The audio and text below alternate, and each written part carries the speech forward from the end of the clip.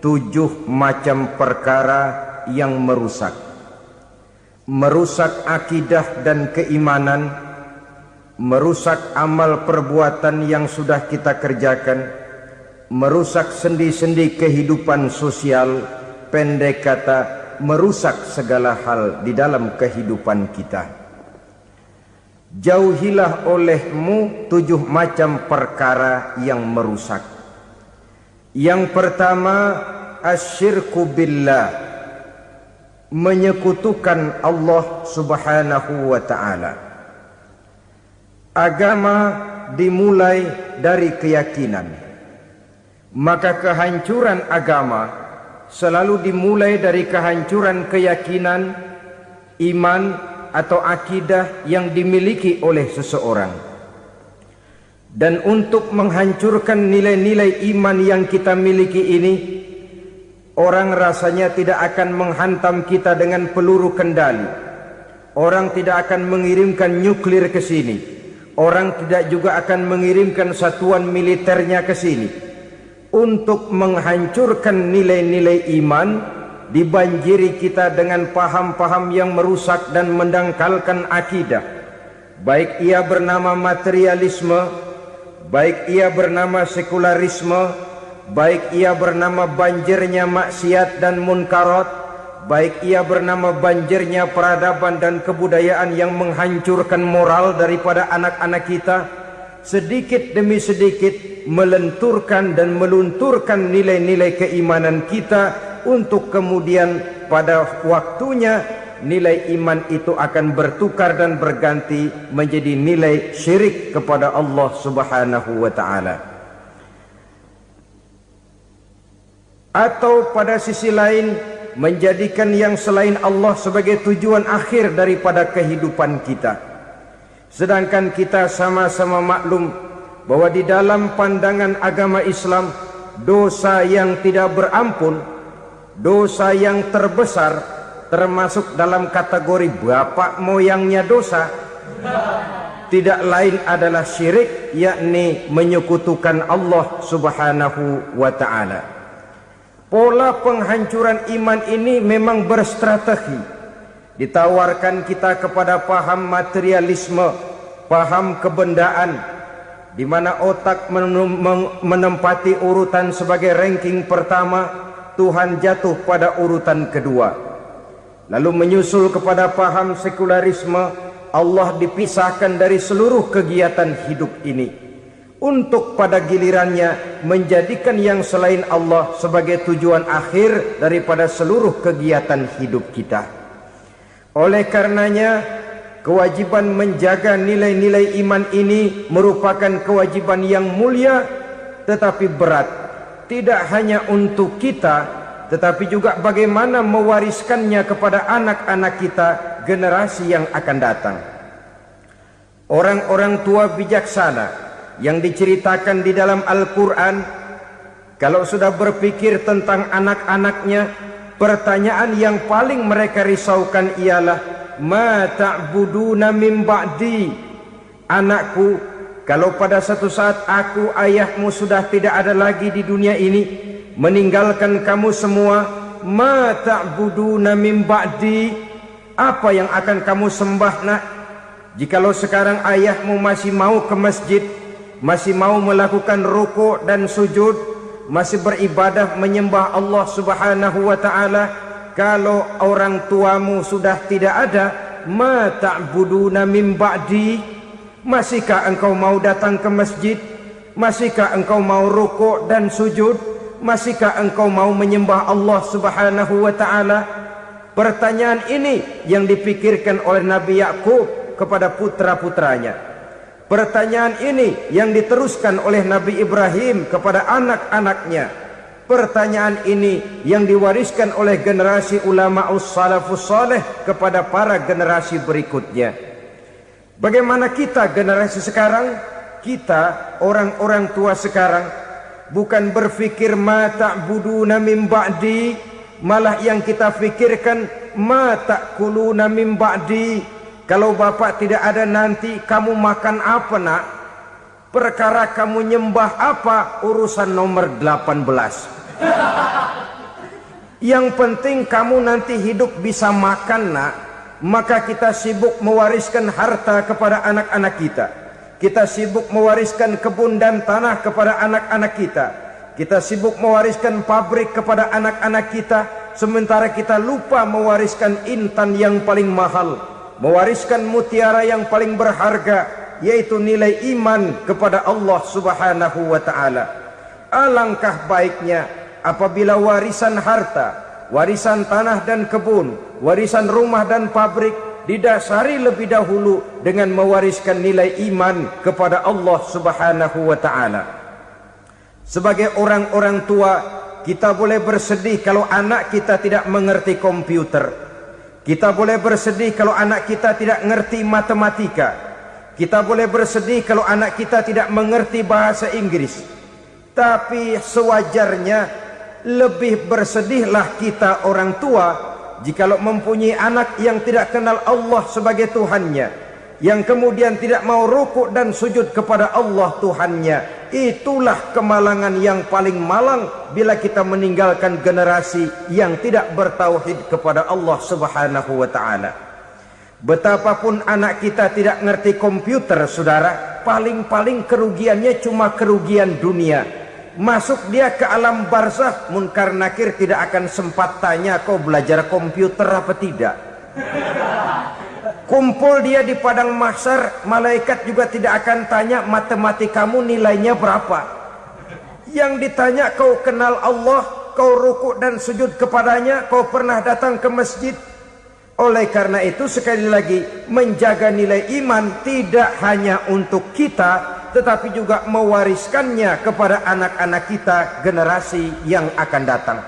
Sungguh kemalangan yang paling besar apabila kita meninggalkan anak-anak kita. Mereka kita tinggalkan lemah ekonominya, itu tidak baik. Mereka kita tinggalkan lemah otaknya, itu pun akan membuat mereka tertinggal oleh yang lain. Tapi yang paling celaka, jikalau kita tinggalkan mereka dalam kondisi lemah imannya, rapuh akidahnya, tidak baik dan tidak betul keyakinan hidupnya. Oleh karena itu Nabi berpesan, jauhilah 7 perkara yang merusak. Yang pertama, syirik kepada Allah Subhanahu wa ta'ala. Menyekutukan Allah baik dalam ucapan, dalam keyakinan ataupun dalam perbuatan. Ini perkara pertama yang termasuk 7 perusak besar di dalam kehidupan. Kalau sudah jatuh kita ke lembah syirik, bagaimanapun banyak kebaikan yang kita kerjakan, berjiwa sosial, bertangan pemurah, gemar menolong orang lain, kalau memang dasarnya syirik, maka seluruh kebaikan kita akan hancur, tidak akan ada nilainya dalam pandangan Allah Subhanahu wa ta'ala. Dalam pandangan manusia mungkin kita dicatat sebagai orang sosial, gemar menolong orang lain, tidak berpangku tangan melihat orang yang mendapat kesulitan. Tapi oleh karena dasarnya syirik, dasarnya tidak mentauhidkan Allah, maka seluruh nilai kebaikan yang kita kerjakan tidak akan ada nilainya dalam pandangan Allah Subhanahu wa ta'ala. Maka jagalah iman kita, jangan sampai dihinggapi penyakit syirik yang bagaimana kecilnya sekalipun. Sekali lagi, baik syirik dalam bentuk ucapan, syirik dalam bentuk keyakinan, sampai kepada syirik dalam bentuk perbuatan, kita berhindar kepada sifat-sifat yang sedemikian itu. Karena apa? Dalam satu ayat Quran Allah Subhanahu wa ta'ala menjelaskan, innallaha la yaghfiru ayyushraka bih wa yaghfiru ma duna dzalika liman yasha. Allah tidak akan memberi ampun kepada orang-orang yang menyekutukannya, tapi Allah masih mau memberikan ampun kepada dosa-dosa yang selain itu bagi orang-orang yang dikehendakinya. Dosa selain syirik, apabila kita bertaubat, Allah masih mau mengampuni. Tapi kalau sudah jatuh ke tempat syirik, itu sudah dosa yang tidak berampun. Taubatnya tidak lain melepas syirik, kembali kepada tauhid, berkeyakinan bahwa hanya ada Allah Subhanahu wa ta'ala, Tuhan satu-satunya, yang lam yalid walam yulad walam yakul lahu kufuwan ahad. tidak beranak, tidak pula diperanakkan, dan tidak satupun yang dapat menyerupai Tuhan Allah Subhanahu wa ta'ala. Saudara-saudara kaum muslimin rahimakumullah, bahwa kita di zaman sekarang memang tidak menyembah berhala, ya. Bahwa kita tidak berterang-terangan mengatakan Tuhan lebih dari satu, memang. Bahwa kita tidak berkeyakinan Tuhan itu punya anak atau diperanakkan, tentu. Tapi dalam perbuatan dan i'tiqad kita kadang-kadang jatuh tanpa kita sadari ke tempat yang bernama syirik ini. Oleh karenanya, di zaman di mana teknologi makin canggih, di mana kemajuan pembangunan makin menjangkau berbagai aspek kehidupan, diperlukan keseimbangan antara kemajuan fisik material dengan kemajuan mental spiritual. Apabila tidak ada keseimbangan, yang terwujud tentulah kepincangan, yang diawali dengan pincangnya cara kita berpikir, sehingga pada akhirnya akan mengarah kepada pincangnya cara kita berbuat dan bertindak di dalam kehidupan kita. Oleh karena itu Nabi berpesan, jauhilah sifat syirik, karena syirik merupakan dosa yang teramat besar. Ini sifat merusak yang pertama. Yang kedua kata Nabi, wasihra, jauhilah sihir. Sihir ini juga termasuk perkara yang merusak kehidupan. Kita semua sama-sama maklum bahwa sihir sebenarnya bukan persoalan baru. Sejak sebelum datang Islam, sihir itu sudah ada. Di zaman Yunani kuno, sihir ada. Di zaman Mesir kuno, di zaman Cina kuno, dan yang lain-lain yang serba kuno, sihir itu sudah ada. Bahkan para nabi pun, para rasul yang diutus oleh Allah Subhanahu wa ta'ala, senantiasa berhadapan dengan ahli-ahli sihir untuk menguji kebenaran dari misi yang mereka bawa. Sihir adalah perbuatan di luar kebiasaan yang bisa dikerjakan oleh ahlinya dengan bantuan jin atau setan. Hukum mempelajari sihir adalah haram, mengamalkannya lebih haram lagi. Sebab itu saudara-saudara, sihir merupakan perbuatan merusak yang harus kita jauhi. Ciri-ciri daripada perbuatan sihir, pertama, ia mengandung tipuan, bayangan khayal. Di zaman Nabi Musa misalnya, orang melihat tambang-tambang itu seperti ular. Nabi Musa melayangkan tongkatnya menjadi ular-ular besar yang memakan ular-ular kecil ciptaan tukang-tukang sihir Fir'aun tadi. Lalu sihir bisa terjadi dengan bantuan jin kafir atau setan. Kemudian ciri yang ketiga, sifatnya halus dan tersembunyi. Taruh kata ada seorang ahli sihir yang mempergunakan ayat-ayat Quran sebagai jompa-jampe, sebagai baca-bacaan, itu cuma sekedar kedok. Tujuannya tidak lain menjadikan agama sebagai ketok untuk membenarkan cara yang dimurkai oleh Allah Subhanahu wa ta'ala. Satu hadis yang diriwayatkan oleh Imam Bazar dan Tabrani, Nabi berpesan, laisa minna man tatayyara lahu au takahhana au tukuhhina lahu au sahira lahu. Tidak termasuk ke dalam golonganku, kata Nabi. Tidak termasuk umatku. Siapa mereka? Man tatayyara lahu, orang yang bertatoyur. Apa tatoyur itu? Dari kalimat toyaro, artinya terbang. Toir biasa diartikan dengan burung. Tatoyaro percaya kepada suara-suara burung.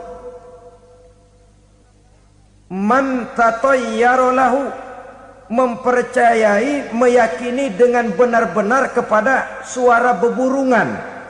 Kan suka ada itu, nah bunyi burung tuh, maling liwat. Maling liwat. Burung bunyi, maling liwat. Itu termasuk tatoyaro lahu, percaya kepada suara burung. Kan aneh kalau suara orang nggak dipercaya, suara burung malah dipercaya. Ada ustadz ceramah, kiai ngaji, nggak mau didengerin, burung dengerin bener. Nah, suaranya dari sebelah mana? Belah kulon. Nah, itu tandanya ano. Habis dihitung-hitung. Itu termasuk tatoyaro lahu. Au takahana, atau bertenung, au tukuhina, atau minta ditenungkan, au sahirolahu, atau melakukan perbuatan sihir, atau minta disihirkan. Laisa minna, tidak termasuk ke dalam golonganku, kata Nabi. Sehingga dengan demikian saudara-saudara, menghadapi sihir dengan sihir sekalipun termasuk perbuatan yang tidak diajarkan oleh agama. Kita kan mempelajari sihir untuk jaga diri, tidak apa-apa. Yang dilarang mengamalkannya, dilarang juga mempelajarinya. Sebab orang kalau sudah mengetahui, biasanya lalu terangsang untuk mencoba. Kalau percobaannya berhasil, biasanya terangsang untuk coba lagi dan coba lagi. Pada akhirnya ketagihan, lalu beralih menjadi profesi, apalagi itu nanti bisa mendatangkan hasil uang. Saudara-saudara kaum muslimin rahimakumullah, kita manusia makhluk nyata. Kita hidup di alam nyata, terikat oleh sunnatullah, causality. Oleh karenanya, bagi kita keyakinan yang penuh, keikhlasan di dalam bertuhankan Allah, penyerahan diri sepenuhnya hanya kepadanya, itu sudah merupakan obat penangkal yang sangat ampuh agar kita tidak terkena penyakit-penyakit yang dibuat oleh setan dan para pembantunya. Sehingga beberapa ayat Quran mengajarkan, misalnya a'udzu bikalimatillahi tammati min syarri ma khalaq, atau bismillazi la yadurru ma'asmihi syai'un fil ardi wala fis sama, dengan menyebut nama Allah yang tidak bisa mendatangkan bahaya sedikit pun, dari baik yang datang dari langit maupun yang datang dari bumi. Jiwa yang kosong dari keyakinan yang penuh kepada Allah, jiwa yang penuh was-was dan ragu-ragu, itu yang mudah terserang oleh penyakit-penyakit yang dikerjakan oleh para tukang-tukang sihir, yaitu oleh setan dan seluruh para pembantunya.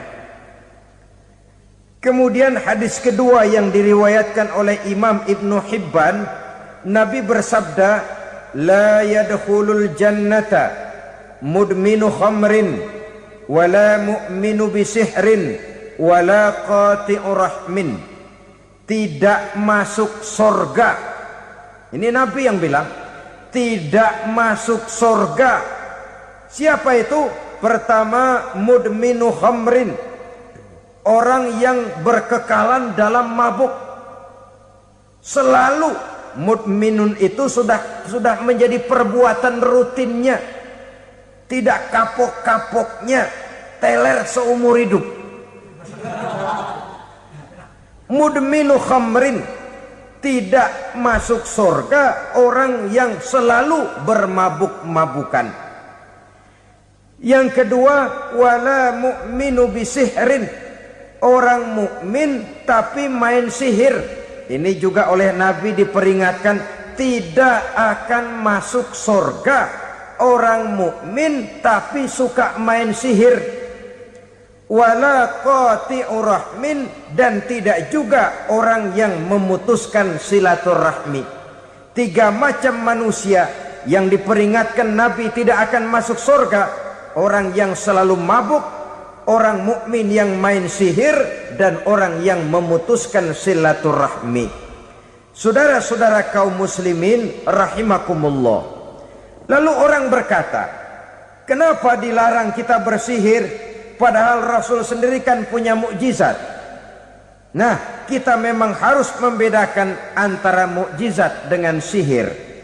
Dalam kehidupan agama kita kenal ada yang namanya mukjizat, Ada yang namanya karomah atau keramat biasa diucapkan. Ada yang namanya maunah. Ada yang namanya irhas. Ada juga yang namanya sihir. Kesemuanya ini berbeda, saudara-saudara. Yang dinamakan mukjizat itu khusus untuk para rasul saja. Satu kejadian luar biasa yang terjadi dilakukan oleh Rasul atas izin dari Allah Subhanahu wa ta'ala. Perbedaannya dengan sihir jelas. Sihir dari setan, mukjizat dari Allah. Sihir bisa dipelajari, mukjizat tidak. Sihir umumnya untuk maksud-maksud yang tidak baik, sedangkan mukjizat untuk memperkuat kebenaran yang disampaikan oleh para rasul dan ditentang oleh umatnya. Bahkan kafir Quraisy dahulu menganggap orang-orang ahli sihir itu berada dalam satu posisi yang hina, sehingga mereka mengatakan dan menuduh Nabi Muhammad sebagai tukang sihir. Tuduhan sebagai tukang sihir adalah tuduhan yang sangat aib dan hina. Di tengah masyarakat kufar jahiliyah, kedudukan tukang sihir dipandang sebagai kedudukan yang hina, sehingga mereka mengejek Nabi dengan sebutan tukang sihir. Jadi mukjizat hanya untuk Rasul saja. Kemudian karomah. Karomah ini asal kata dari karoma, kehormatan, kemuliaan yang diberikan Allah kepada hamba-hambanya yang rajin mendekatkan diri kepadanya. Oleh karena ketekunannya melaksanakan ibadah, Allah memberikan keistimewaan kepada orang itu, yang dengan keistimewaannya dia bisa mengerjakan yang tidak bisa dikerjakan oleh orang lain. Karomah hanya bisa dicapai dengan prestasi ibadah.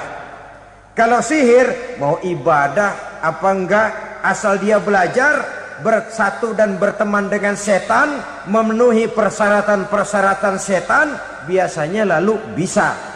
Sedangkan karomah tidak mungkin terwujud tanpa orang mendekatkan diri sedekat-dekatnya kepada Allah Subhanahu wa ta'ala. Maka kita lihat biasanya orang-orang yang punya ilmu sihir, mukanya rata-rata nggak enak dilihat. Kumuh, jauh dari air wudhu, jauh dari sujud kepada Allah, malah berteman dengan setan, menjadi pelayan-pelayannya setan. Saudara-saudara, adapun maunah, keistimewaan yang diberikan Allah kepada hamba-hambanya yang belum sampai kepada tingkat wali, tapi orang itu lebih banyak kebaikannya daripada kesalahannya.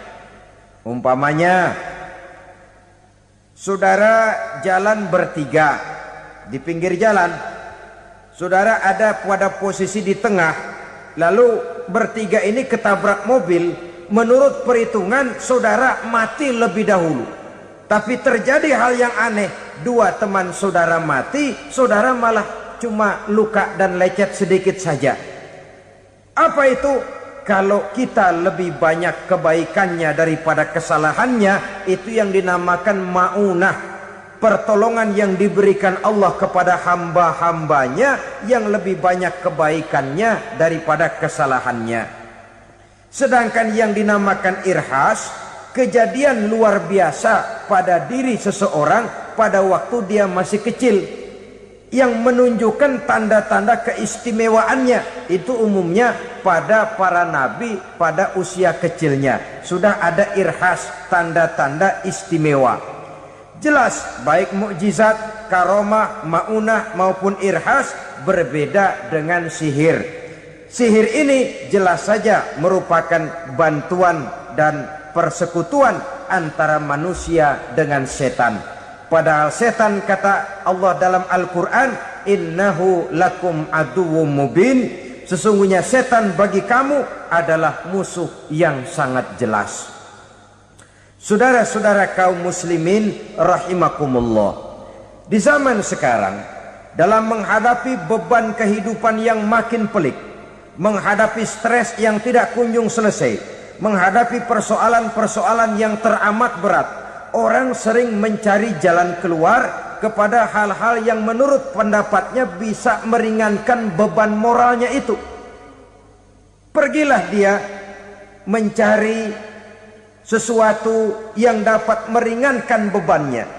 Dan tidak jarang yang jatuh ke pangkuan tukang-tukang tenung, ke pangkuan tukang-tukang sihir, yang mereka itu oleh Quran dijelaskan kadzabal munajjimun walau sodaku. Tukang-tukang tenung, tukang-tukang sihir, mereka itu bohong walaupun benar. Maksudnya bohong walaupun benar artinya kalau yang mereka kerjakan benar itu sih kebenaran.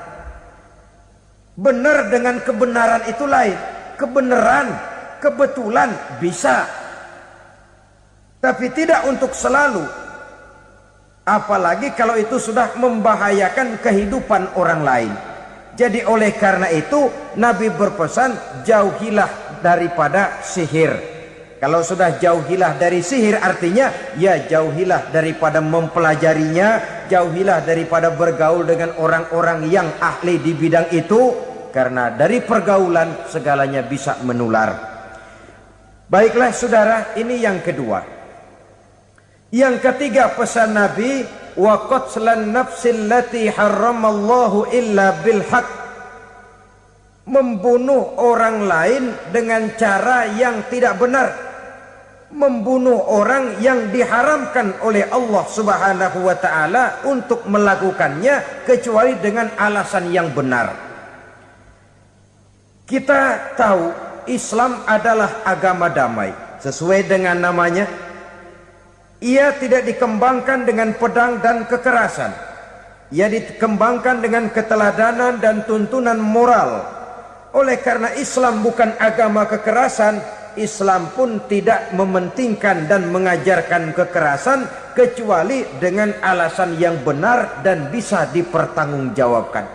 Membunuh dengan sengaja, menghilangkan nyawa orang lain tanpa alasan yang bisa dibenarkan adalah merupakan dosa besar dan satu di antara 7 perkara yang bisa mendatangkan kerusakan dalam kehidupan dan yang hendaknya harus kita jauhi. Saudara-saudara kaum muslimin rahimakumullah, beberapa waktu yang lalu di sebuah kota kecil yang indah bernama New Auckland. Saudara tahu New Auckland? Itu dari Gunung Kidul masih ngidul lagi. Pernah diadakan satu seminar yang membicarakan bagaimana menyelamatkan masyarakat manusia dari bahaya Perang Dunia Ketiga. Diperkirakan kalau terjadi Perang Dunia Ketiga, manusia tidak akan tersisa. Sebab apa? Pada waktu itu cadangan nuklir yang dimiliki oleh bersama Amerika dan Rusia konon sudah sanggup memusnahkan 6 miliar manusia pada saat jumlah manusia baru 5 miliar. Jadi kelebihan nuklir dunia ini. Kalau terjadi Perang Dunia Ketiga, sulit manusia untuk tersisa. Maka dibahaslah di dalam seminar itu, wah, supaya tidak terjadi Perang Dunia Ketiga, maka perlombaan membuat senjata-senjata canggih, alat-alat pembunuh modern harus segera dibatasi. Dibahas, tidak mungkin kita membatasi perlombaan membuat senjata. Kenapa? Makin maju ilmu dan teknologi, makin canggih senjata yang ditemukan. Atom sudah meningkat menjadi nuklir, nuklir sudah meningkat menjadi neutron, dan kita tahu bom yang bernama neutron ini bom yang cukup membunuh tanpa perlu merusak. Artinya kalau dia diledakkan di kota kita ini, bangunan utuh, jembatan tidak ambruk, rumah-rumah tetap berdiri, tapi semua yang bernama hidup mati. Itu katanya lebih sopan dari bom atom. Sebab kalau si atom ini sudah membunuh, merusak pula. Neutron cukup membunuh saja tanpa perlu merusak. Jadi majunya senjata-senjata teknologi sebagai akibat yang logis dari kemajuan ilmu pengetahuan ini tidak bisa kita batasi. Dan memang sebenarnya yang bahaya bukan senjatanya, tapi manusia yang mengendalikan senjata itu.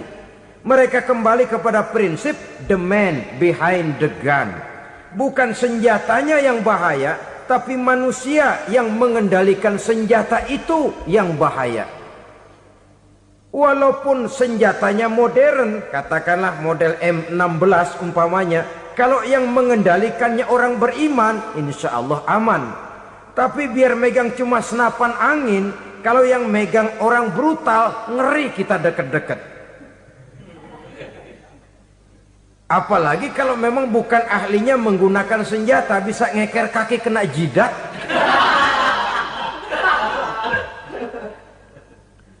Mereka kembali kepada prinsip lama yang tetap baru. Bukan senjatanya yang harus dibatasi, manusia yang mengendalikan senjata itu yang perlu dibicarakan. Nah, kalau begitu, agar manusia tidak mempergunakan senjata sewenang-wenang, apa yang harus kita lakukan? Ya, manusianya harus bermoral. Ya, tapi moral yang mana? Di dunia ini banyak ajaran tentang moral. Itu pun mudah saja. Di sini kan kita undang saja ahli dari berbagai agama untuk membicarakan konsep perdamaian menurut agamanya masing-masing. Baik, setuju itu, setuju.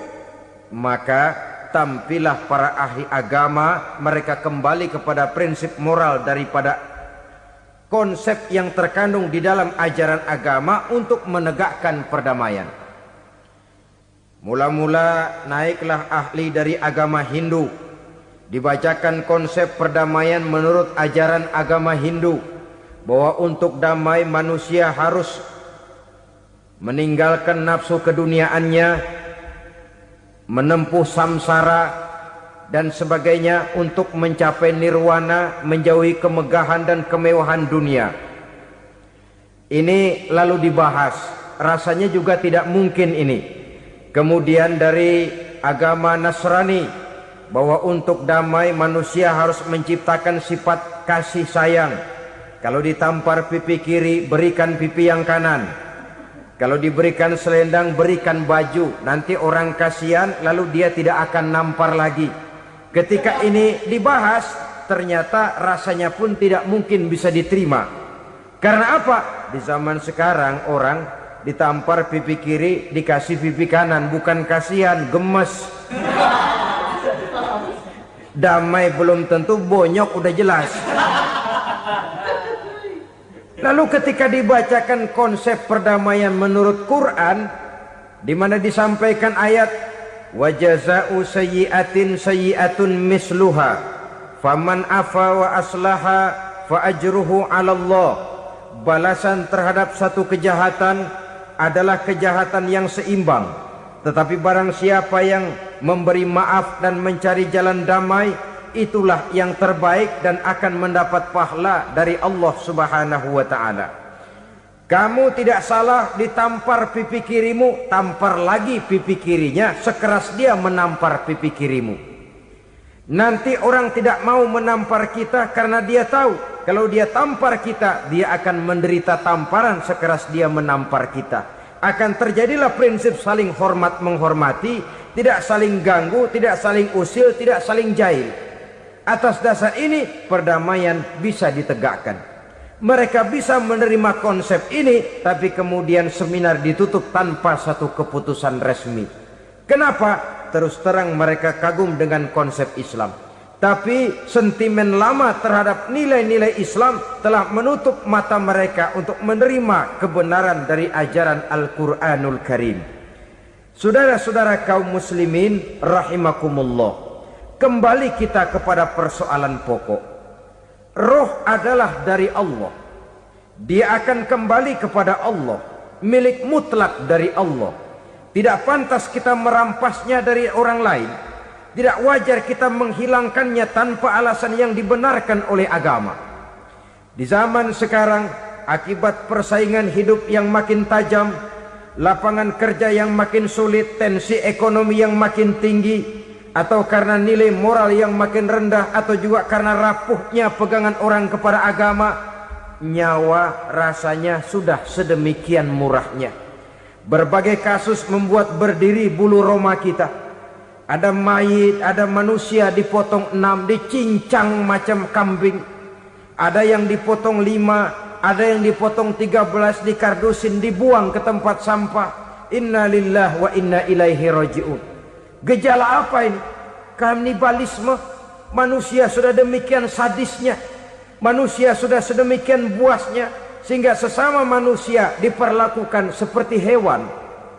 Padahal hewan sendiri belum pernah macan makan macan, bagaimanapun buasnya macan.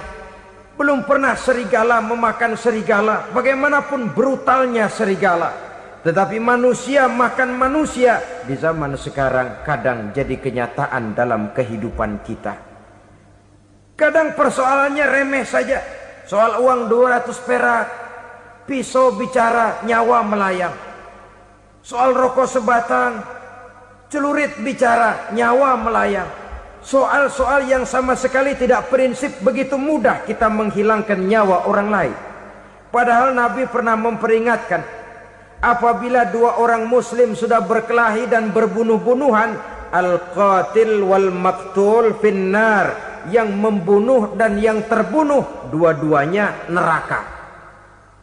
Sahabat heran, ya Rasul, kalau yang terbunuh, kalau yang membunuh masuk neraka itu sih wajar, tapi yang terbunuh kenapa neraka juga? Beliau menjawab, dua-duanya sudah punya niat untuk saling membunuh. Niatnya itu yang diponten. Yang terbunuh cuman lagi apes aja, keduluan dia. Umpama tidak terbunuh, pasti dia yang akan membunuh. Oleh karenanya al-qatil wal maktul, yang membunuh dan yang dibunuh finnar, dua-duanya masuk ke dalam neraka. Islam menghormati kehidupan, tidak hanya terbatas kepada sesama muslim. Orang-orang yang berlainan agama pun yang mau hidup berukun, damai, berdampingan dengan umat Islam, jiwa mereka, darah mereka dilindungi oleh nilai-nilai Islam yang disebut dengan kafir zimmi ini. Mengganggu mereka sama saja dengan mengganggu aku, kata Nabi. Jadi oleh karena itu, sayangilah sesama. Kehidupan adalah anugerah Allah, bukan wewenang kita untuk mencabutnya dari orang lain, bukan wewenang kita untuk merampas dan menghilangkannya dari orang lain. Apa yang tidak enak terjadi pada diri kita, begitu pula lah apabila terjadi pada diri orang lain. Sehingga Nabi mengatakan, la yu'minu ahadukum hatta yuhibba li akhihi ma yuhibbu li nafsihi. Belum dikatakan beriman seseorang kamu apabila dia belum mencintai saudaranya seperti ia mencintai dirinya sendiri. Apa yang enak dirasakan oleh orang lain, enak juga dirasakan oleh dia. Mengukur orang lain dengan diri sendiri. Kalau orang lain tanpa salah saya fitnah, kalau saya tanpa salah difitnah orang, enak apa enggak? Enggak, orang lain juga begitu. Kalau orang lain tanpa salah saya tempeleng kepalanya, enak apa tidak? Tidak. Orang lain juga begitu. Yang tidak enak terjadi pada diri kita, tentu tidak enak juga kalau terjadi pada orang lain. Mengukur orang lain dengan diri sendiri, sehingga tidak timbul sifat egois, tidak menari di atas bangkai orang lain, tidak mendirikan kebahagiaan di atas untayan air mata orang lain. Sehingga dengan demikian saudara-saudara, dia bisa menghormati kehidupan, menghormati orang lain sebagaimana dia ingin dihormati. Inilah perbuatan ketiga yang merusak, membunuh orang lain dengan yang diharamkan Allah tanpa alasan yang benar. Yang ketiga. Kemudian yang keempat, perbuatan merusak wa aklar riba, makan riba. Hidup adalah tolong menolong. Bahasa kerennya take and give katanya. Saling memberi dan saling menerima. Nabi mengajarkan man kuraba kurbatan min kurabid dunya karaballahu lahu kurbatan min kurabi yaumal qiyamah. Wallahu fi aunil abdi madamal abdu fi auni akhihi. Siapa yang meringankan beban dari beban-beban yang dirita seseorang di dalam kehidupan dunia, Allah akan meringankan bebannya daripada beban-beban yang harus dipikulnya di hari kiamat nanti. Wallahu fi aunil abdi madamal abdu fi auni akhihi. Allah senantiasa akan menolong seorang hamba selama hamba itu masih mau menolong saudaranya. Allah selalu akan menolong seorang hamba selama hamba itu masih mau menolong saudaranya. Apabila kita sudah berpangku tangan terhadap kesulitan orang lain, biasanya pun pada saat kita mendapat kesulitan, kita akan sulit juga memperoleh pertolongan. Nah, riba alias renten, kedoknya adalah menolong orang, tapi sama juga bulu buntutnya dilepas, palanya dicekek. Menolong orang pada akhirnya menjadi beban bagi seseorang, dan memang mencari orang-orang yang berada dalam posisi kesulitan. Biasanya di daerah-daerah di mana musim paceklik jadi lapangan kerja sulit, sedangkan urusan perut tidak bisa ditunda, akhirnya orang terjebak ke dalam rentenir, ke dalam riba, ke dalam renten, bunga berbunga, sehingga satu saat jumlah bunganya bisa lebih besar dari jumlah pinjaman pokoknya. Kemudian kalau juga ternyata tidak bisa dibayar, rumah jadi taruhan. Memang rumah satu-satunya, begitu rumah ditarik mulain camping. Bukankah pada akhirnya akan mewariskan kesengsaraan?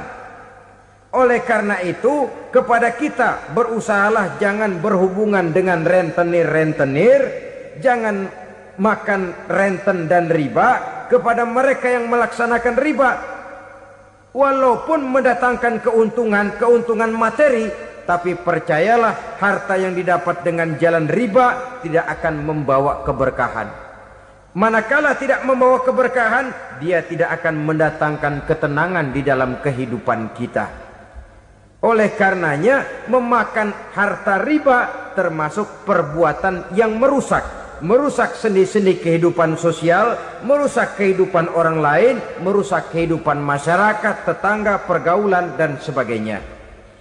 Yang kelima, wa akla malil yatim, memakan harta anak yatim dengan cara yang zalim. Nih, memang lezat. Anak yatim itu nggak tahu urusan apa-apa. Kita diamanahkan untuk mengurusinya. Kadang-kadang dibentuklah panitia penyantunan yatim piatu. Yatimnya mah tetap kelaparan, panitianya yang pada gendut.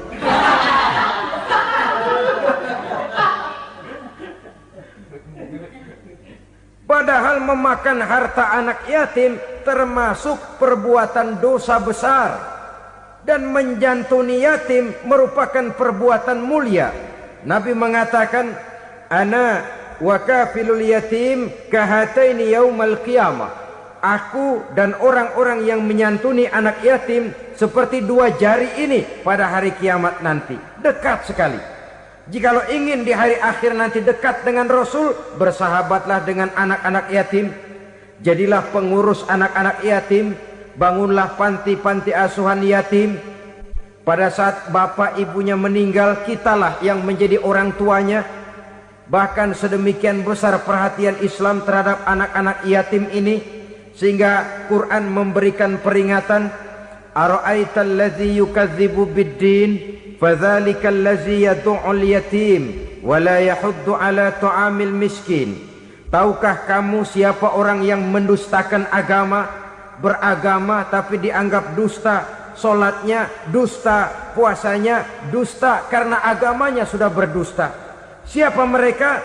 Fazalikal ladzi yad'ul yatim, orang yang menyia-nyiakan anak yatim, wala yahuddu ala ta'amil miskin, dan tidak pernah memberi makan kepada orang-orang yang menderita kemiskinan, menyia-nyiakan, meninggalkan anak yatim, termasuk perbuatan yang divonis kita sebagai orang yang mendustakan agama.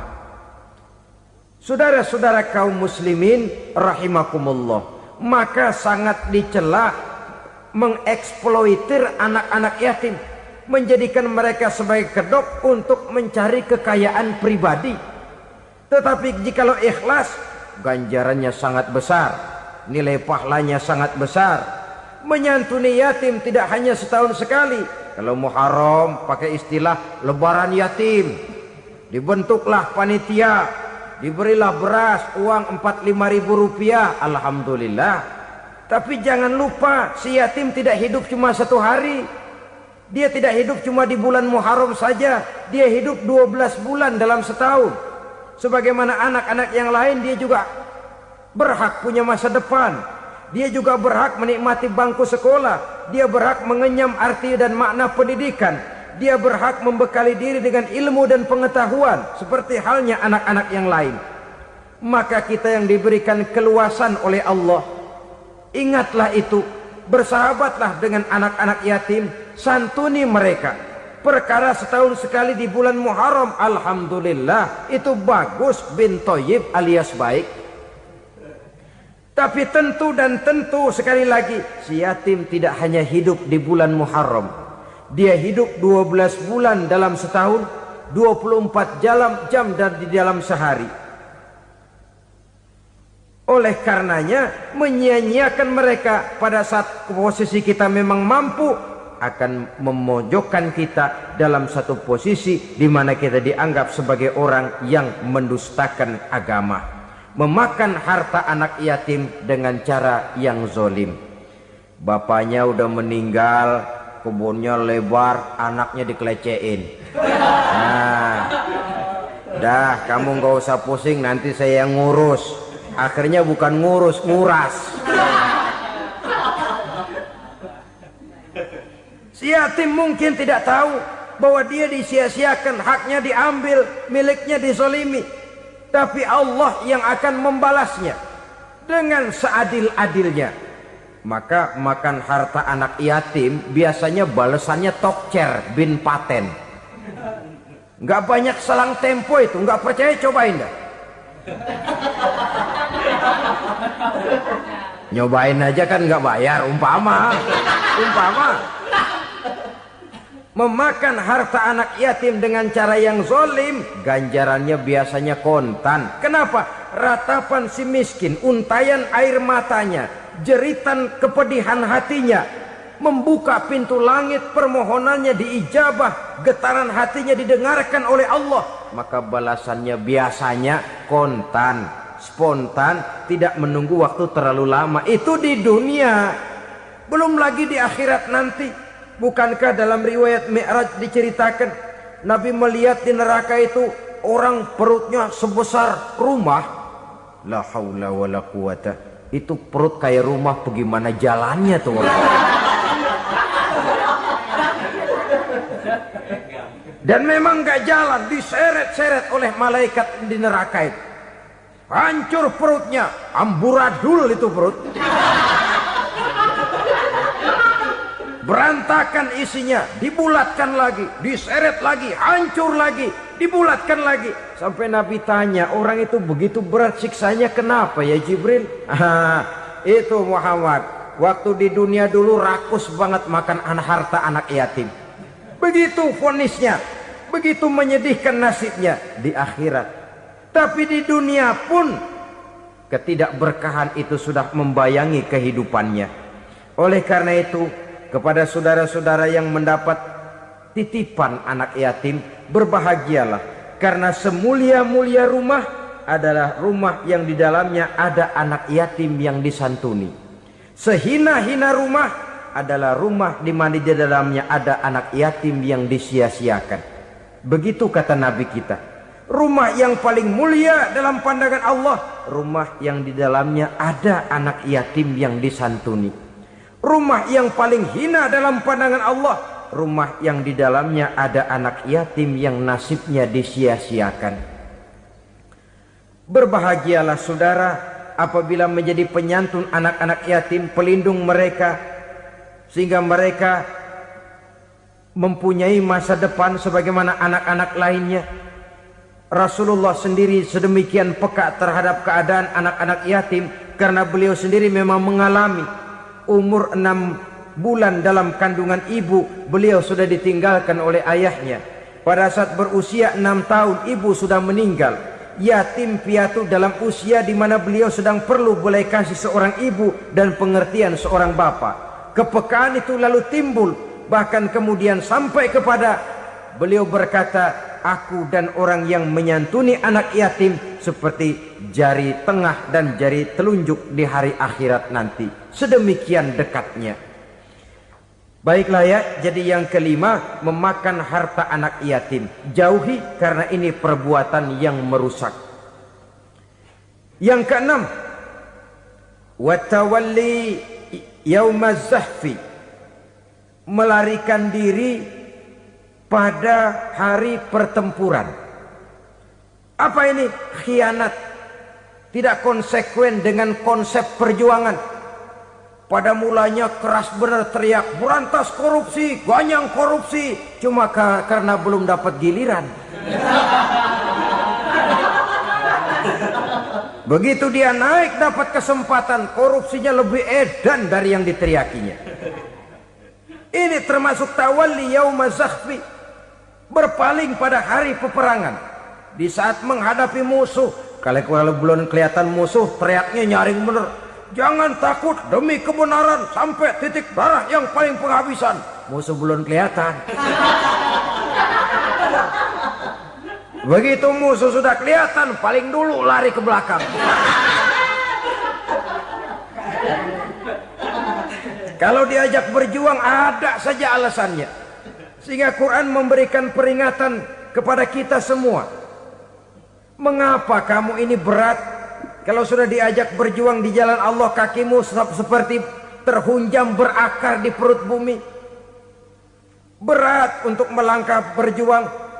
Lari dari pertempuran tidak konsekuen dengan konsepsi perjuangan. Mau enaknya saja.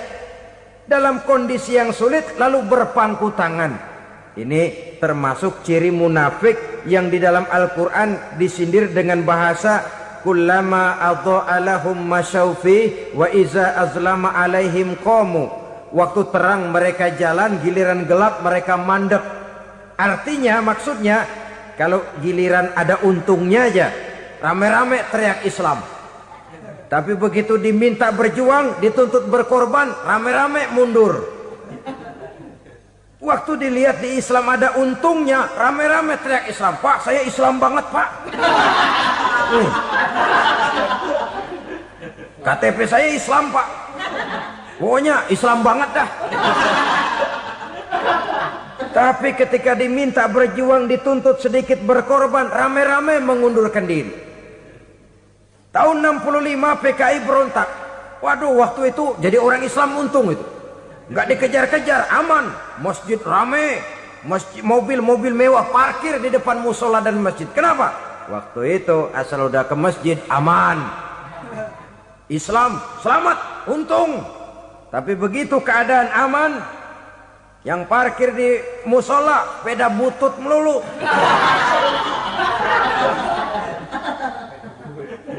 Waktu terang mereka jalan, waktu gelap mereka berhenti. Dikala di Islam ada untungnya, baru wah Islam bagus, Islam hebat. Tapi waktu dilihat ada kerugian, jangan bawa-bawa Islam dah. Jangan bicara soal Islam, ini kan bukan soal agama. Bukan soal agama. La haula wa la quwata illa billah. Beragama kita ambil talfik fid din, mengambil yang enteng-enteng saja dalam urusan beragama ini. Tidak konsekuen kita dengan Islam kita. Seolah kita mau memilih mana yang terasa cocok sama selera kita, kita teriak Islam. Beratan aja dikit, rame-rame berpaling. Itu termasuk tawalli yaumaz zahfi. Para pengkhianat, mental-mental hipokrit yang tidak mau konsekuen menghadapi segala bahaya. itu termasuk perbuatan yang merusak. Kenapa? Kalau cuma dia saja yang lari, mungkin tidak jadi soal. Tapi larinya ini akan mempengaruhi orang lain. Nah, pengaruhnya itu yang dicegah. Sebab kalau satu sudah mulai lari, yang lain mulai ngelirik. Ketika yang dilirik kemudian tidak ada reaksi, dia akan ikut lari. Artinya apa? Seorang muslim harus konsekuen dengan konsep perjuangannya, dengan keyakinan keagamaannya, dan tidak memilih yang enak-enak saja di dalam kehidupan beragama. Lari dari pertempuran, bermental khianat, mengkhianati agama, merupakan satu di antara sifat yang merusak. Terakhir saudara, wa qazfal muhsanatil ghafilatil mu'minat, menuduh perempuan baik-baik yang tidak tahu menau tentang tuduhan yang dituduhkan kepadanya, menuduh perempuan mukmin yang baik-baik yang tidak tahu menau tentang tuduhan yang dilakukan kepadanya. Fitnah lebih bahaya daripada pembunuhan. Orang yang tidak salah bisa hancur namanya, orang yang berniat baik bisa ambruk perjuangannya oleh karena fitnah. Sehingga dikatakan al-fitnatu asyaddu minal qatli. Fitnah lebih bahaya daripada pembunuhan. Maka memfitnah ini termasuk satu dosa di antara 7 hal merusak yang harus kita jauhi semampu kita, semampu-mampunya. Mengupayakan sebisa-bisanya jangan sampai terjebak ke dalam hal yang demikian. Nah, saudara-saudara, inilah saja pertemuan kali ini. Mudah-mudahan ada manfaatnya. Semoga Allah memberikan kekuatan zahir dan batin kepada kita untuk bisa menjauhi 7 perkara yang merusak ini.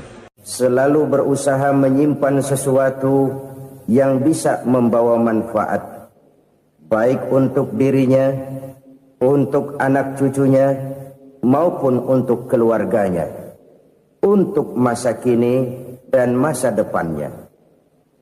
Kadang simpanan itu berbentuk uang, kadang berupa tanah, lain saat berbentuk pabrik, dan lain sebagainya. Sementara masa depan yang paling pasti adalah akhirat.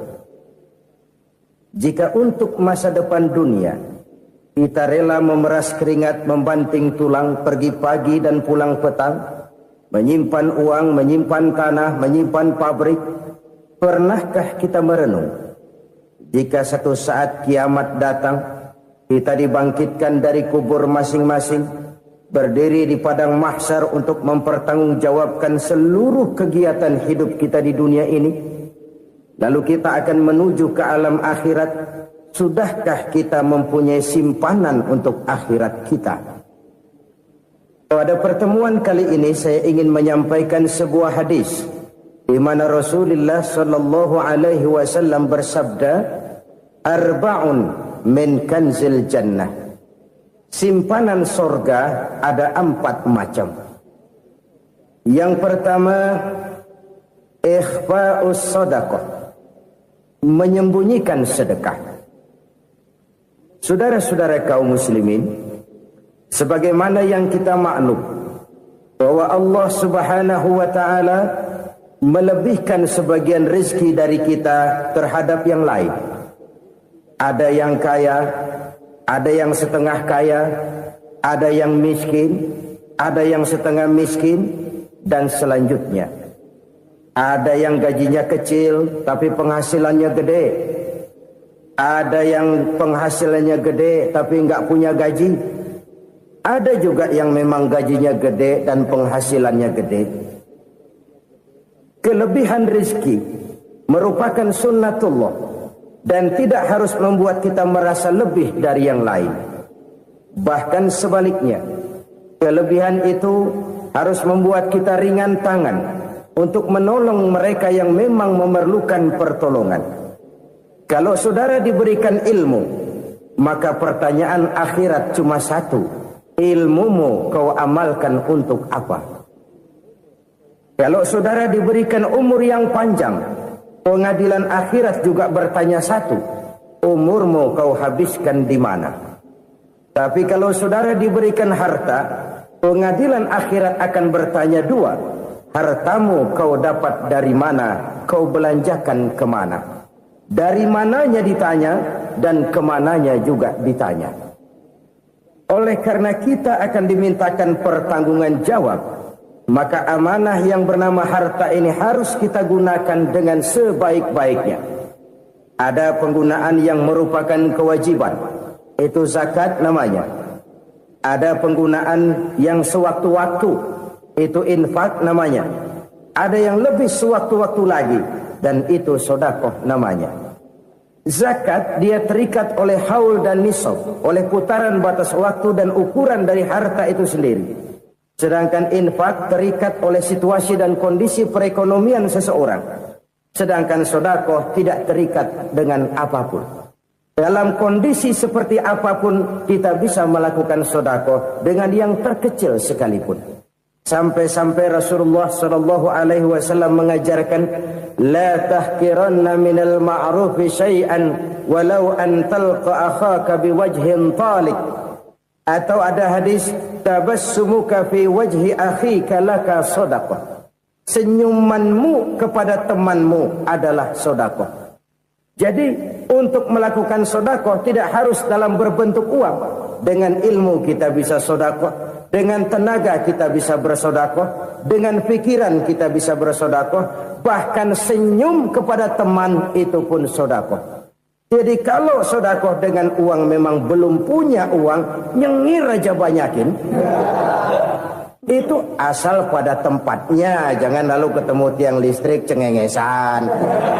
Tentu tidak pada tempatnya dan tidak wajar. Nah, sedekah yang paling dicintai Allah adalah sedekah yang disembunyikan. Artinya jauh dari sifat riya. Kan kadang-kadang ada orang sedekah itu disebutkan namanya. Apa tidak bagus? Kalau memang niatnya ikhlas, ya bagus-bagus saja. Untuk memberikan sugesti kepada yang lain. Di Fulan bin Fulan nyumbang sekian, diumumkan. Boleh kalau niatnya untuk memberikan rangsangan kepada yang lain supaya dia menyumbang lebih besar dari orang tadi. Tapi kalau itu mendatangkan riya, maka sedekah yang paling dicintai Allah adalah sedekah yang disembunyikan. Tangan kiri saja tidak tahu apa yang diberikan oleh tangan kanan. Sedekah yang dilakukan dengan ikhlas akan merupakan perbendaharaan surga. Tersembunyi dari pandangan orang lain, tidak seorang pun tahu. Karena memang sikap yang baik adalah melupakan kebaikan dan mengingat kesalahan. Itu salah satu ciri orang bahagia. Orang yang selalu mengingat kesalahannya dan berusaha melupakan segala kebaikannya.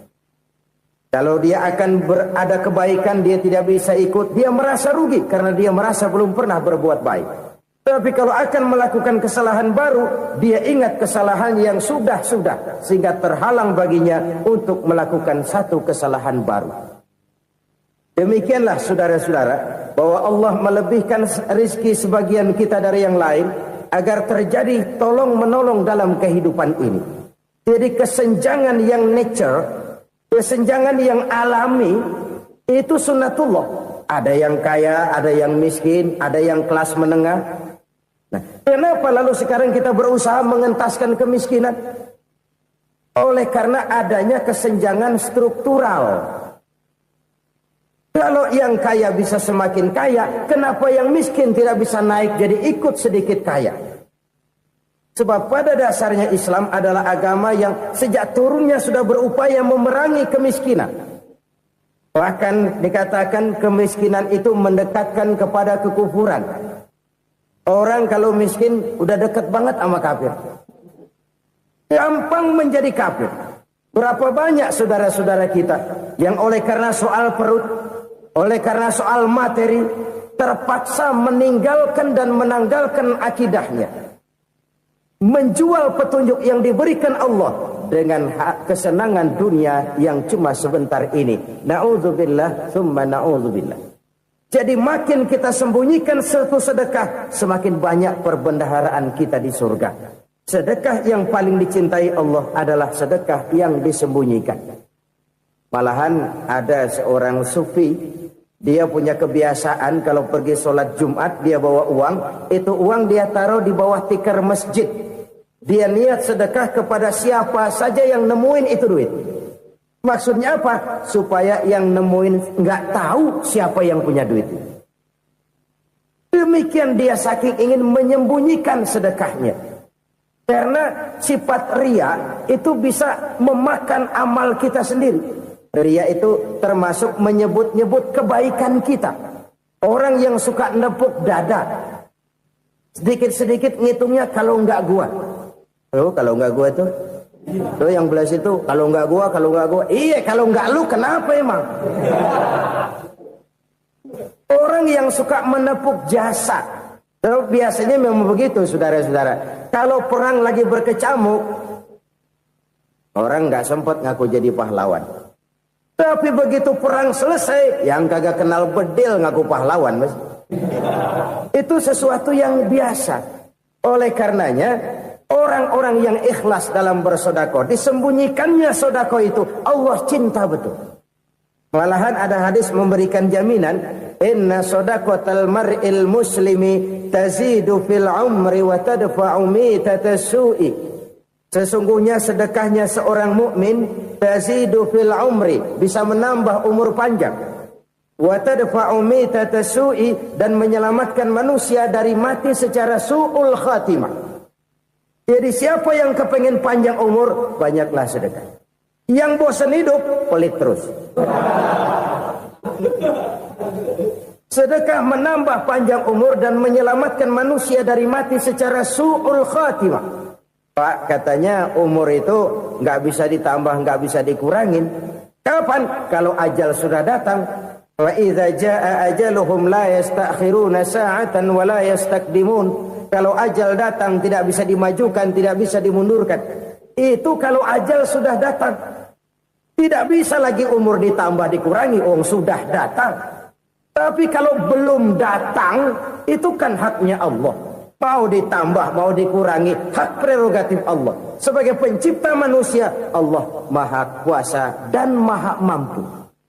Sedekah ini menambah panjang umur dan menyelamatkan manusia dari mati secara su'ul khatimah. Orang mati kan sama ya, kondisinya mati, nggak nafas. Tapi hakikat mati kan lain-lain. Ada yang mati itu husnul khatimah, baik akhirnya. Misalnya lagi ngaji mati, lagi sholat mati, lagi sedekah mati. Ini yang dinamakan dengan husnul khatimah, baik di akhirnya. Sebaliknya ada yang su'ul khatimah, jelek di akhirnya. Ini yang jadi catatan akhir. Lagi nyekek botol, mampus. Lagi banting kartu, modar. Su'ul khatimah, jelek pada akhirnya. Sedekah menyelamatkan manusia dari mati secara su'ul khatimah. Dan kita semua kepengen mendapat husnul khatimah, jauh dari su'ul khatimah. Oleh sebab itu yang bisa menyelamatkan kita dari penyakit itu antara lain adalah sedekah yang disembunyikan. Yang dikerjakan dengan ikhlas karena Allah. Tidak karena kepengen dipuji orang, tidak karena ingin dikatakan orang pemurah, sebab orang dermawan itu orang yang memberi tanpa harus diminta. Kalau masih harus diminta, ya belum dermawan namanya, masih harus diminta. Kalau nggak diminta ya tulus, lolos, polos.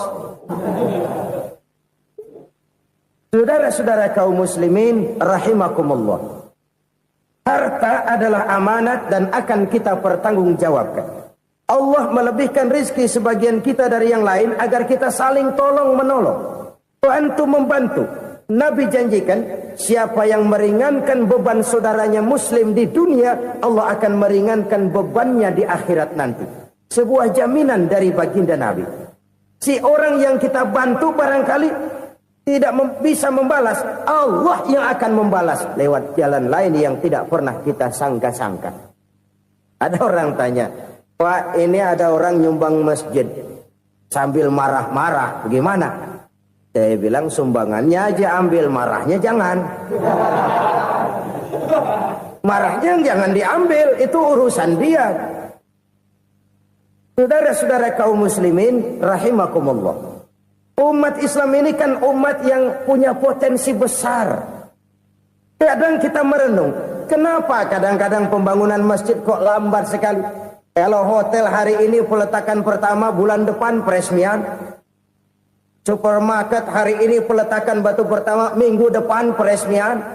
Tapi kalau sudah yang namanya masjid, kadang-kadang peletakan batu pertama sekaligus jadi batu terakhir.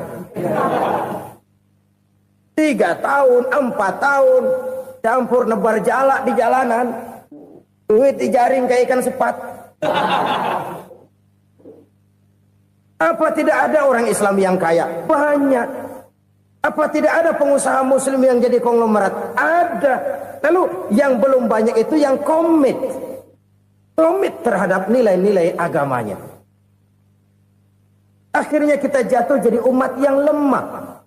Belum ada pengusaha konglomerat muslim buka pabrik supermi cap beduk misalnya umpamanya atau pabrik kecap cap sorban supaya identitas keislamannya sedikit kelihatan. Kita jatuh jadi umat yang lemah karena potensi tidak terinventarisir dengan baik. Kita ini ibarat kompor yang cuma matengin nasi orang lain. Potensi kita dimanfaatkan oleh orang lain. Ukhuwah Islamiyah kita baru terbatas kepada silaturahmi. Ukhuwah di bidang ekonomi kita lemah. Ukhuwah di bidang kebudayaan kita lemah. Apalagi ukhuwah di bidang politik kita lebih rapuh lagi. Padahal ukhuwah itu adalah totalitas kehidupan manusia. Menyangkut ipolek sosbud. Memerlukan nilai-nilai ukhuwah. Jadi oleh karena itu mari kita menyadari, di dalam harta kita, walaupun kita yang cari, pergi pagi, pulang sore, peras keringat, banting tulang, di sana ada harta anak yatim. Di sana ada hak masjid, di sana ada hak pesantren, di sana ada hak jihad. Berbahagialah seseorang apabila dia oleh Allah dijadikan keran. Keran itu menyimpan air, tapi tidak untuk dirinya, tapi disalurkannya kepada mereka yang memang memerlukannya. Saudara-saudara kaum muslimin rahimakumullah, ini yang pertama. Jadi perbendaharaan surga adalah menyembunyikan sedekah. Orang lain nggak tahu, kita pun nggak pernah ngitung-ngitung.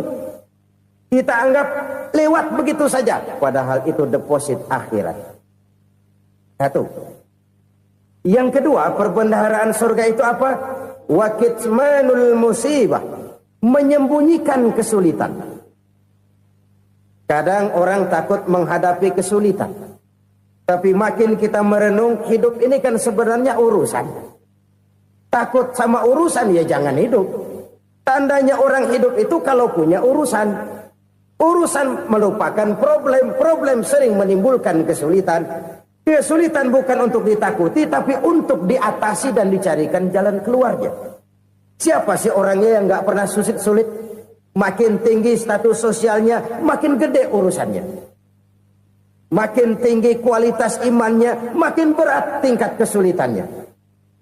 Cuma memang yang namanya enak itu seperti pelangi. Biang lala itu gak pernah di atas kepala kita. Di atas kepala orang melulu.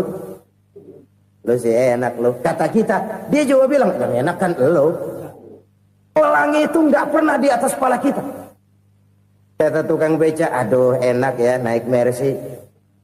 Kata tukang beca, apa yang di dalam mobil Mercy? Aduh enak bener tukang beca, di jok ngeringkuk ngorok pulas bener.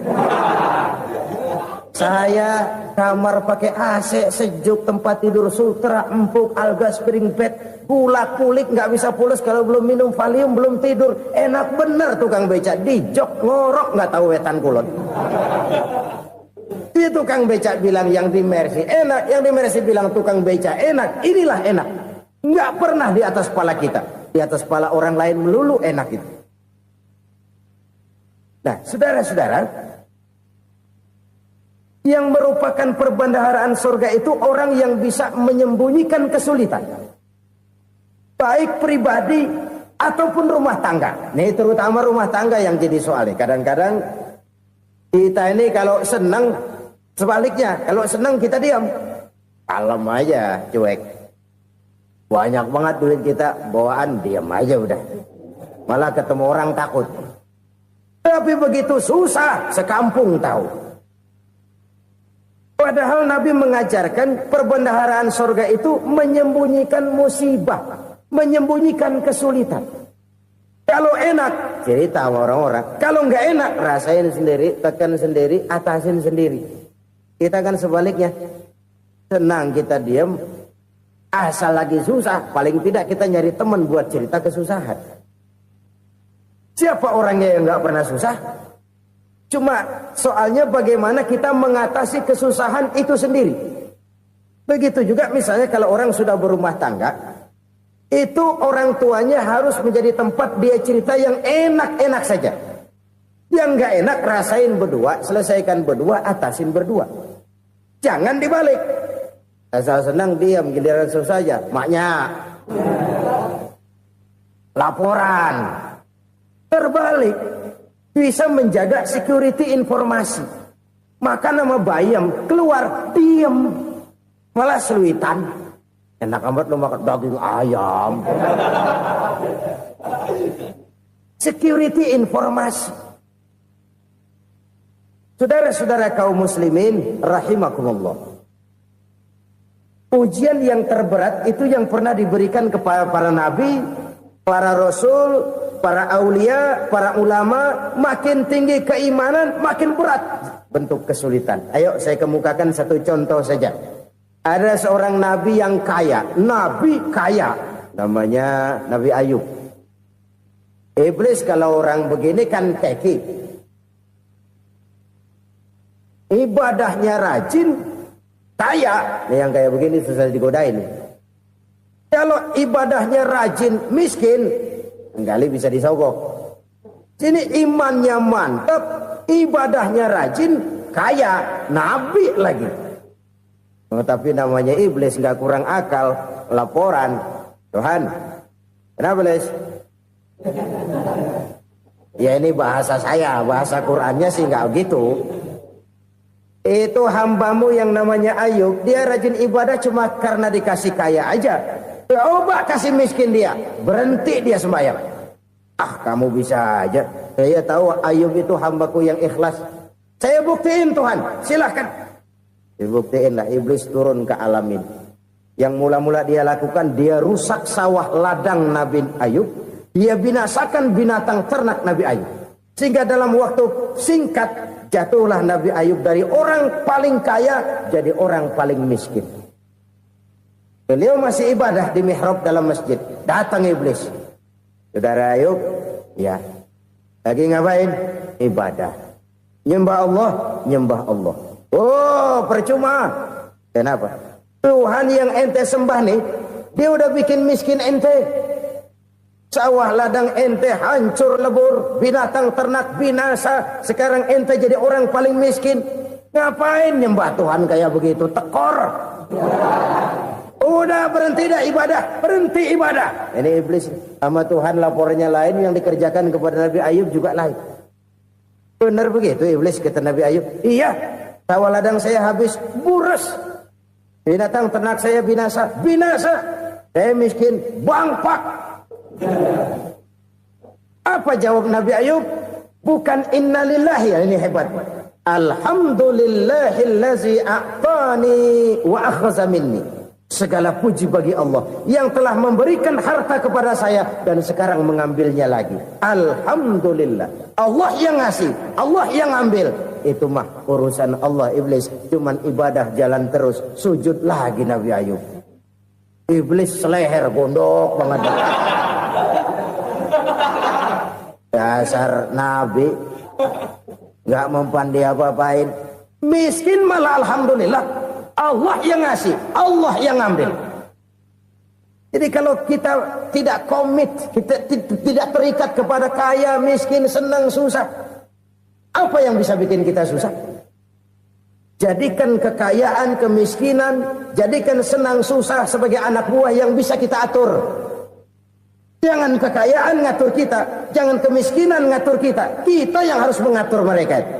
Senang, susah, kaya, miskin, bahagia, sengsara, jadikan itu anak buah yang bisa kita atur. Kalau sekarang kita kaya, lain saat boleh jadi kita miskin, semiskin-miskinnya. Allah yang ngasih, Allah yang ngambil. Tenaga mana yang bisa menghalangi? Ibadah jalan terus. Iblis makin gondok. Dasar Nabi loh.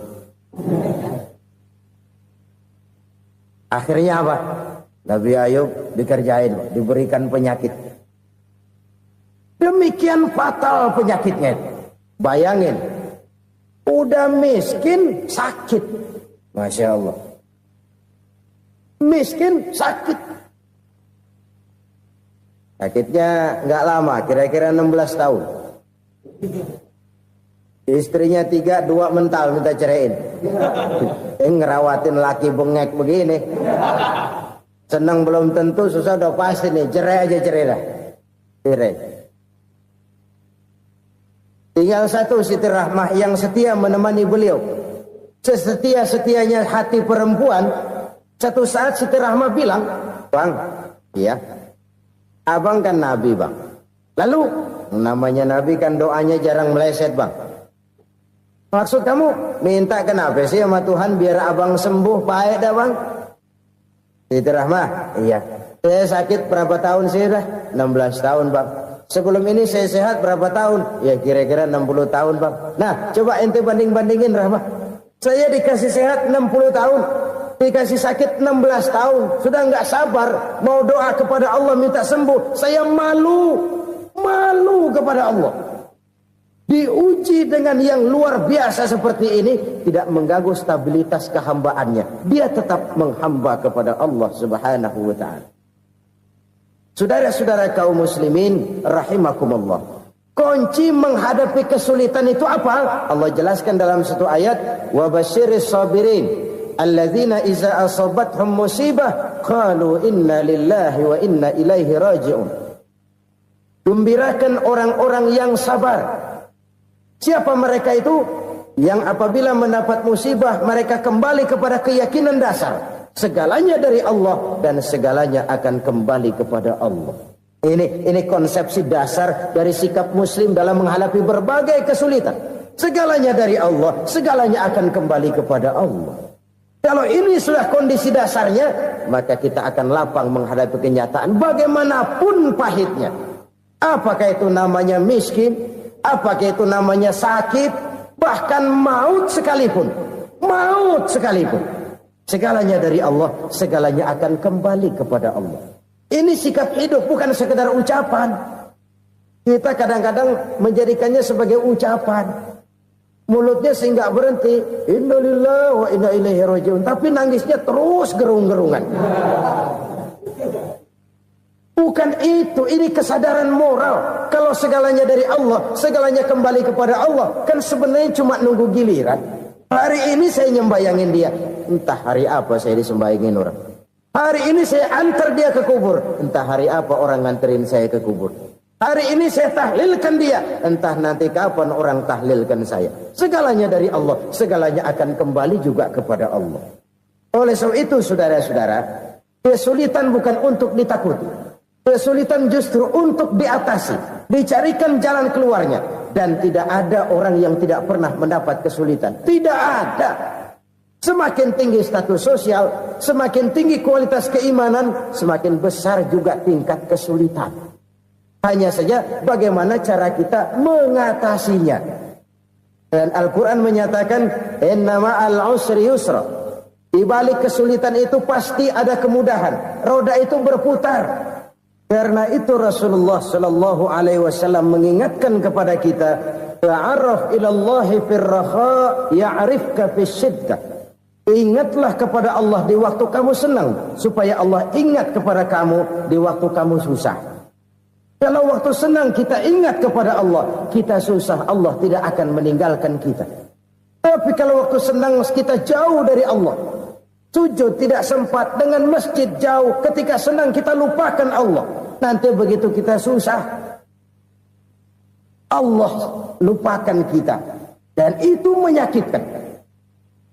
Oleh karena itu orang-orang tua kita dulu bilang, kalau lagi sehat ingat-ingat lu bakal sakit nanti. Kalau lagi kaya ingat-ingat satu saat kita bakal jatuh miskin. Bahkan kalau lagi muda ingat-ingat kita bakal tua. Dan yang terpenting, kalau lagi hidup ingat-ingat kita bakal mati. Saudara-saudara kaum muslimin rahimakumullah. Jadi yang kedua yang merupakan perbendaharaan surga, menyembunyikan musibah. Saudara-saudara kaum muslimin rahimakumullah. Hal ketiga yang merupakan perbendaharaan surga adalah wasilaturrahmi. Orang yang suka bersilaturahmi. Sebagaimana yang kita maklum bahwa manusia adalah makhluk yang disebut zon politika.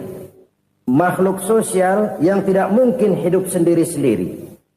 Betapa dan siapapun kita memerlukan orang lain. Bodoh betul manusia kalau tinggal di tengah masyarakat tapi tidak mau bermasyarakat.